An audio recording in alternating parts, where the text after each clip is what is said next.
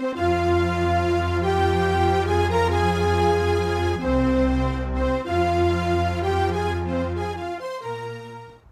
afternoon, good evening, whatever it is, wherever you are. This is John Paul Rye, and today, let's talk about the real Mary Sue.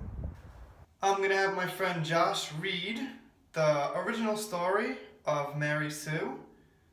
He reads better than me, so that's why I'm having him do it, and let's listen to that right now. And now, A Trekkie's Tale by Paula Smith. Gee, golly, gosh, Glorioski, thought Mary Sue as she stepped on the bridge of the Enterprise.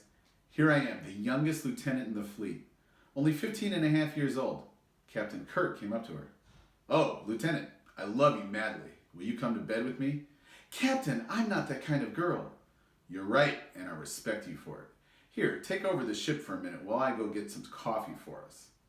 Mr. Spock came onto the bridge. What are you doing in the command seat, Lieutenant? The captain told me to. Flawlessly logical. I admire your mind. Captain Kirk, Mr. Spock, Dr. McCoy, and Mr. Scott beamed down with Lieutenant Mary Sue to Rigel 37. They were attacked by green androids and thrown into prison. In a moment of weakness, Lieutenant Mary Sue revealed to Mr. Spock that she too was half Vulcan. Recovering quickly, she sprung the lock with her hairpin, and they all got away back to the ship.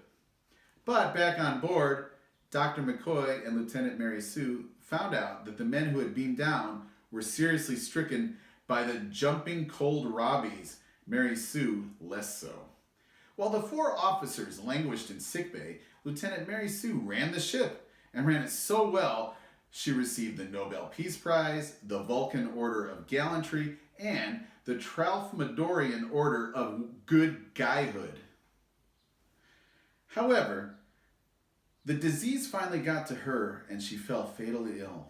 In the sickbay, as she breathed her last, she was surrounded by Captain Kirk, Mr. Spock, Dr. McCoy, and Mr. Scott, all weeping unashamedly at the loss of her beautiful youth and youthful beauty, intelligence, capability, and all-around niceness. Even to this day, her birthday is a national holiday of the Enterprise. That was it. Hope you enjoyed it. It's pretty short. It's only about a page, and I gotta keep beating this dead horse.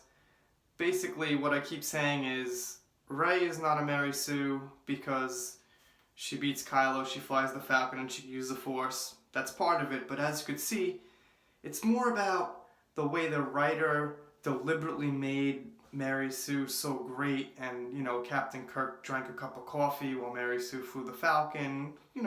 Spock is a major character, and he's there to just compliment Mary Sue, and they all fall in love with her. And yeah, of course, not everyone falls in love with Rey, and they don't love her so much as to weep when she dies or think she's beautiful. But the point is, there's elements about Rey in the same way there are elements of Mary Sue, is where she's a new character in the franchise. She has to meet these old trilogy characters, and she just has to carry a lot of weight for a new character and do so much stuff. And so yeah, think about it for yourself, and the next time you hear someone say Rey is not a Mary Sue, think about why they're saying it, and if they've just got some weak reasoning, then too bad, they probably lose, because it's looking like she is. And we'll see what happens in the future in episode 9, and like I said, the novel came out, and it makes her slightly less of a Mary Sue because they explain how she got her powers. I heard rumors that she's kind of like Anakin, where she was born of the Force, and that would make her less of a Mary Sue, but it wouldn't get her off the hook, just because basically the main point is the writing around her and the way her character is created, and not necessarily what she can and can't do. So, hope you enjoyed. See you next time.